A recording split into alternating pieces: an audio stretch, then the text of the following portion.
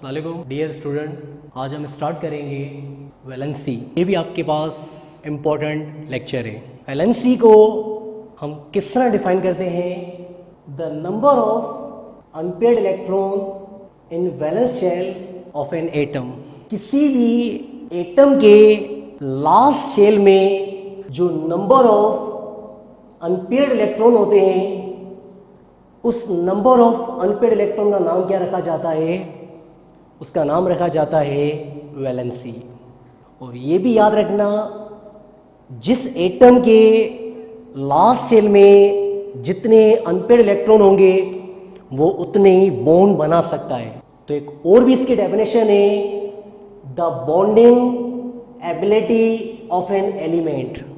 हर element के अंदर bond बनाने की जो एबिलिटी है, तो उससे भी हम क्या कहते हैं?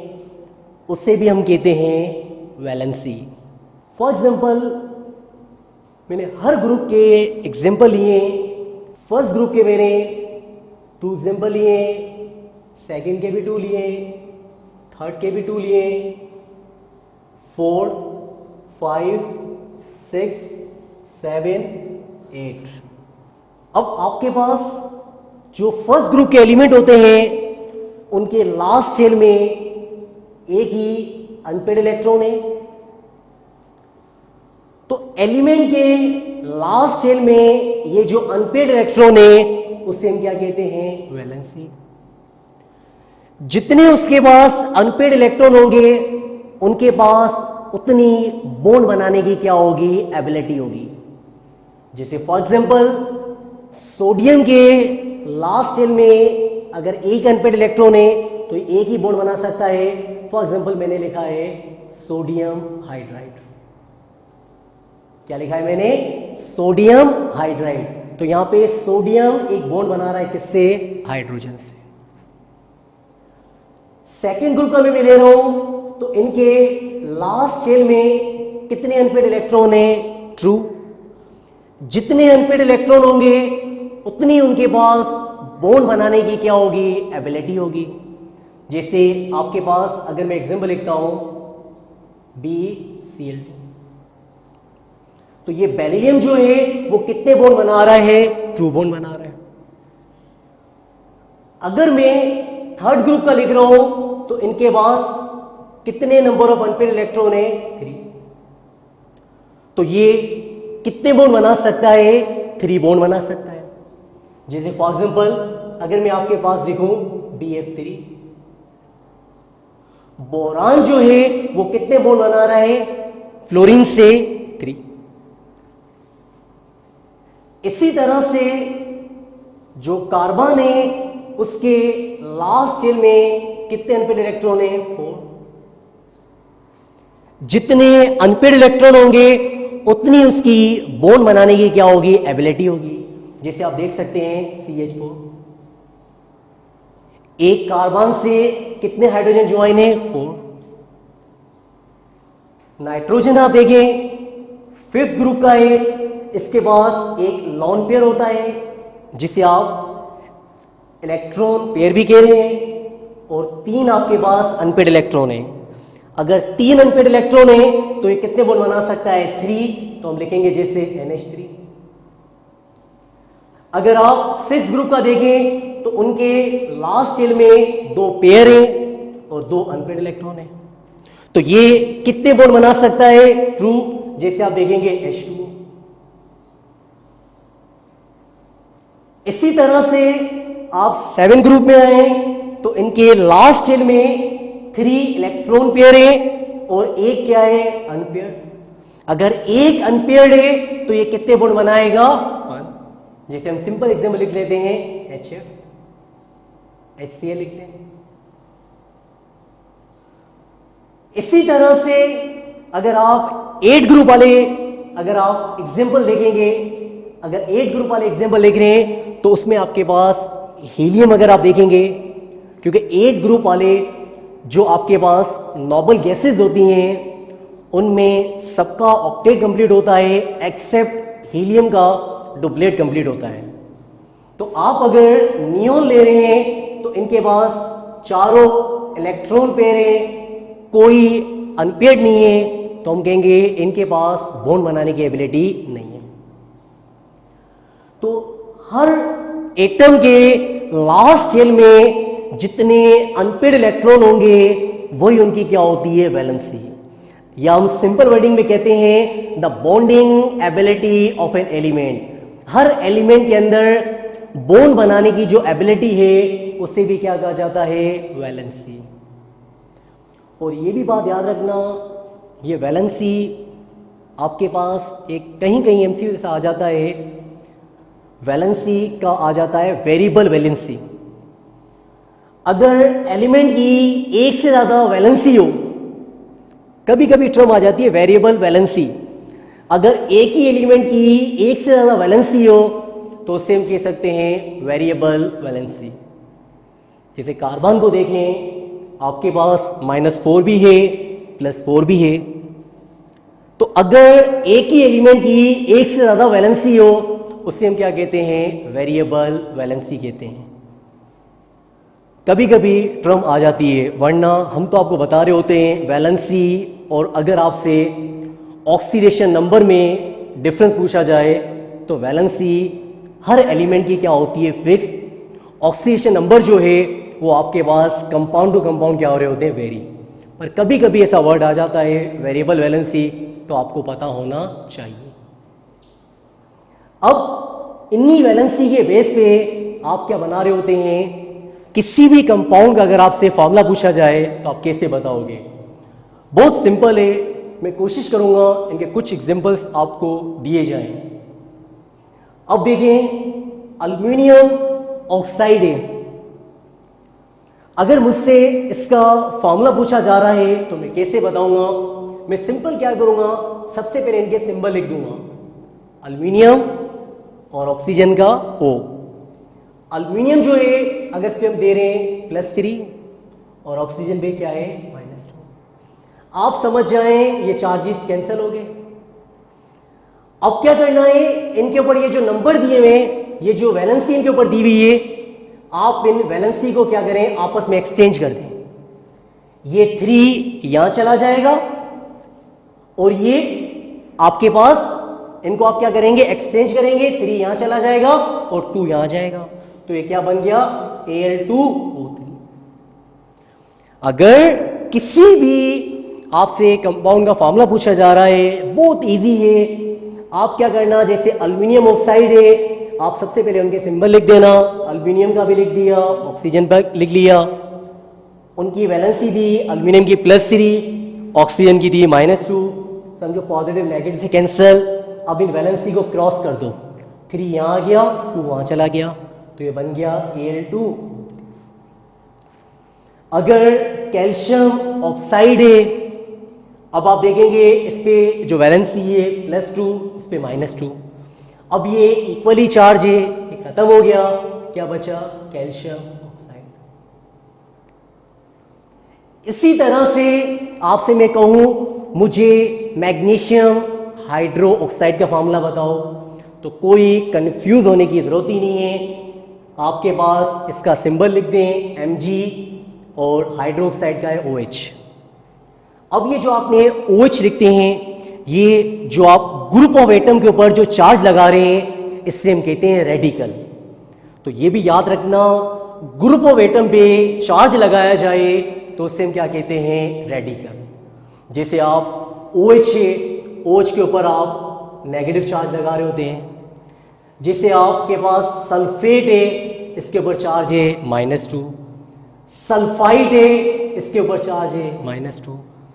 फोस्फेट है, इसके ऊपर चार्ज है -3। फोस्फाइट है, इसके ऊपर चार्ज है -3। तो आपके पास ग्रुप ऑफ एटम पे जो चार्ज लगाए जाएं तो उससे आप क्या कह रहे होते हैं, रेडिकल। तो इसी तरह आप क्या करोगे, इनकी वैलेंसी को एक्सचेंज कर दोगे, ये 2 यहां चला जाएगा और ये 1 यहां चला जाएगा, तो ये क्या बन गया, Mg। OH कितने हो जाएंगे, 2। आपको क्या करना है, इनको क्रॉस करना है। क्या करना है, क्रॉस। इसी तरह से आपसे मैं पूछूं मुझे एल्युमिनियम क्लोराइड का फॉर्मूला बताओ, कंफ्यूज होने की ज़रूरत ही नहीं है, सिंबल लिख दो, एल्यूमिनियम का लिख दिया और ये आपने क्लोरीन का लिख दिया। इसकी वैलेंसी है +3, इसकी है -1। चार्जेस तो कैंसिल हो गए। अब इनको आपस में आप क्रॉस कर दें, 3 यहाँ चला जाएगा, 1 यहाँ चला गया, तो ये क्या हो गया AlCl3। अगर मैं आपको कहता हूं मुझे एल्यूमिनियम सल्फेट का बताओ, तो एल्यूमिनियम आपने लिख दिया, सल्फेट भी लिख दिया, ये वैलेंसी लिख दी, इस पे जो चार्ज था वो भी लिख दिया, ये पॉजिटिव नेगेटिव कैंसिल हो गया, इनको क्रॉस कर दें, ये 3 यहाँ चला जाएगा, ये 2 यहाँ चला जाएगा, तो ये हो जाएगा Al2 और SO4 कितने हो जाएंगे 3। तो आपसे किसी भी कंपाउंड का फॉर्मूला पूछा जाए तो बहुत इजी है, आपको उनकी वैलेंसी याद होनी चाहिए या ग्रुप ऑफ एटम हो उनके चार्ज याद होने चाहिए और सिंपल उनको क्या कर दो, क्रॉस कर दो। जैसे मैं आपसे छोटा सा एक क्वेश्चन पूछूं, मुझे कैल्शियम फॉस्फेट का फॉर्मूला बताओ, तो कैल्शियम लिख दिया और ये आपने लिख दिया फॉस्फेट। अब कैल्शियम में वैलेंसी है +2 और फॉस्फेट पे चार्ज क्या है -3, ये तो कैंसिल हो गए पॉजिटिव और नेगेटिव। अब आप क्या करोगे, इनको क्रॉस कर दोगे, ये 2 यहां चला जाएगा और ये 3 यहां जाएगा, ये 2 यहां चला गया और ये 3 यहां आ गया, तो ये क्या हो जाएगा Ca3 और PO4 कितने हो जाएंगे। सिर्फ क्या करना है, आपके पास पॉजिटिव नेगेटिव से कैंसिल और इनको क्रॉस करना है, ये 2 यहां चला गया और ये 3 यहां आ गया। तो वैलेंसी और अगर आपको ग्रुप ऑफ एटम पे चार्ज पता है तो आप मुझे किसी भी कंपाउंड का मॉलिक्यूलर फार्मूला बता सकते हैं। इसी तरह से आपसे ये चीजें पूछी जा सकती हैं वैलेंसी के बारे में और आपके पास किस तरह उनके आप फार्मूलाज बना रहे हैं, बहुत इजी है। मैं कोशिश करूँगा इनके चार्जेस जो हैं वो भी आपको दिए जाएं और कुछ एग्जाम्पल भी दिए जाएं। अब मैं आपके सामने एक एमसीक्यूज रखा है, the formula of aluminium nitrate is. तो आप क्या करेंगे, एल्यूमिनियम का आपको पता है Al और नाइट्रेट का आपको पता है NO3। अब आपको चार्जेस पता है, इस पे चार्ज है +3, इस पे -1। आप ऐसे समझे ये तो कैंसिल हो गए। अब क्या करेंगे, इनको एक्सचेंज कर देंगे, ये 3 यहां चला जाएगा और ये 1 आ जाएगा, तो आपके पास ये हो जाएगा, ये 1 यहां गया, ये Al और ये 3 यहां आ गया, तो ये फार्मूला बन गया एल्यूमिनियम नाइट्रेट का। आपको क्या करना है, ऊपर जो वैलेंसी दी जा रही है या ग्रुप ऑफ एटम में जो चार्ज दिए जा रहे हैं उनको आपस में क्या करना है, एक्सचेंज करना है। ये 3 यहां आ गया और ये 1 यहां आ गया। जब ये 1 यहां आया तो ये Al, ये 3 यहां आया। तो आप किसी भी कंपाउंड का मुझे मॉलिक्यूलर फार्मूला आप बता सकते हैं। इसी तरह आपके पास इसका जो आंसर अगर आप देखें तो आपको कोई भी मैच नजर नहीं आ रहा, तो आपका ऑप्शन जो होगा डी। क्या आंसर होगा, D. Which of the following is example of homogeneous mixture. देखो होमोजीनियस मिक्सचर में एक ही फेज होता है, उनकी यूनिफॉर्म कंपोजिशन होती है। अगर आप शुगर को जब आप वाटर में डिसोल्व कर लेंगे तो आपको पता है जब शुगर वाटर के साथ डिसोल्व हो जाएगी तो अब वहां पे एक ही फेज बन जाएगा।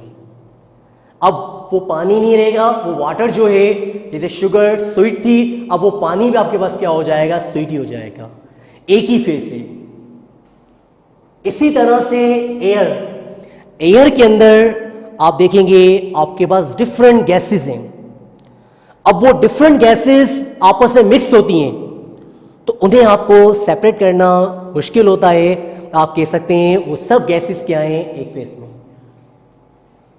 स्टील अलॉय जिसको हम कहते थे, मिक्सचर ऑफ मेटल्स को कहते थे। स्टील में आपके पास आयरन के साथ कार्बन भी होता है, क्रोमियम भी होता है, निकल भी होता है। जैसे आप कार्बन स्टील कह रहे होते हैं आप क्रोमियम स्टील कह रहे होते हैं, निकल स्टील कह रहे होते हैं। तो जब वो आपस में मिक्स हो जाते हैं तो वहाँ पे अब वो सेपरेट नहीं हो पा रहे होते हैं, तो वो एक ही फेज में होते हैं।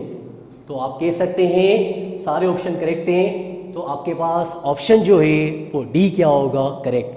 पर मैं आपको एक बात इंपॉर्टेंट बताना चाह रहा हूँ, जब हमने मिक्सचर पढ़े थे तो आप ये भी याद रखना उनके जो कंपोनेंट्स हैं उनको आप सेपरेट भी कर सकते हैं। ये भी पॉइंट्स मैंने लिखवाया था, तो एक दो जगहों मैंने इस एमसीक्यूज दिए हैं। बच्चे थोड़े से कंफ्यूज हो रहे हैं, क्या ऑप्शन टिक करें, फिल्ट्रेशन करें, डिस्टिलेशन करें, सब्लिमेशन करें, इस तरह ऑप्शन दिए गए हैं। तो मैं आपको एक बात बता देता हूँ, किसी भी सॉल्यूशन के अंदर अगर इनसॉल्युबल अगर पार्टिकल्स हैं, जैसे कैल्शियम कार्बोनेट जो है उसको आप वाटर में डिजोल्व करेंगे तो वो आपके पास वाटर के अंदर क्या है, इनसॉल्युबल है। तो किसी भी सॉल्यूशन के अंदर इनसॉल्युबल पार्टिकल्स आ जाएं तो उनको अगर आपको सेपरेट करना हो तो उसके लिए आप यूज कर सकते हैं फिल्ट्रेशन। क्या यूज कर सकते हैं, फिल्ट्रेशन। अब ऐसे नहीं है मैं NaCl को डिजोल्व करूं, अब NaCl को मैं डिजोल्व करूंगा तो वो उसके अंदर डिजोल्व हो रहा है। आप उनको लेते हैं जो सॉल्यूशन के अंदर इनसॉल्युबल पार्टिकल्स हो, उनको अगर आपको सेपरेट करना हो तो उसके लिए आप क्या यूज करेंगे, फिल्ट्रेशन। जैसे डिस्टिलेशन, आगे जाके ये भी मैं ले सकता हूं एमसीक्यूज के हिसाब से। अब डिस्टिलेशन जो है वो भी आपके पास एक टेक्निक ही होती है। जब आपके पास किसी सॉल्यूशन के अंदर मिक्सेबल लिक्विड होते हैं या वो डिजोल्व हुए होते हैं, उन्हें अगर आपको सेपरेट करना हो तो उसके लिए आप यूज करते हैं डिस्टिलेशन। जैसे आपने इंटर के अंदर यूज की होगी फ्रैक्शनल डिस्टिलेशन। तो उन लिक्विड्स का बॉइलिंग पॉइंट डिफरेंट होता है, उन्हें आप हीट कर रहे होते हैं। जिस लिक्विड का बॉइलिंग पॉइंट कम होता है वो वहां पे क्या हो जाता है, सेपरेट हो जाता है। सब्लिमेशन भी होती है टेक्निक, जब आपके पास कुछ ऐसे भी कंपोनेंट्स होते हैं, जैसे आपके पास अगर नेफ्थलीन है, कोई सॉलिड सब्सटेंस है, उनको अगर सेपरेट करना हो तो आप सब्लिमेशन से भी कर रहे हैं। अगर नेफ्थलीन है उसमें अगर आपने NaCl डाल दिया, आपको पता है नेफ्थलीन है, कम्फर, आयोडीन, अमोनियम क्लोराइड, ये सारे सब्लाइम में, तो आप इन्हें हीट देके, क्योंकि ये वोलाटाइल होते हैं, नेफ्थलीन है, कम्फर है, आपके पास आयोडीन है, अमोनियम क्लोराइड है, ये सारे वहाँ पे एवापोरेट हो जाते हैं, तो बाकी अंदर क्या बच जाता है, NaCl। इसी तरह एक और भी टेक्निक होती है क्रोमेटोग्राफी, जहाँ पे आप कलर्स की क्या करते हो, सेपरेशन कर रहे होते हो। इससे तो क्रोमेटोग्राफी के और भी टाइप्स हैं, पर वो आपके सिलेबस में नहीं है। आपके पास ये टेक्निक्स हैं जिन्हें आप सेपरेशन कर रहे होते हैं। तो today our lecture is enough. Thank you.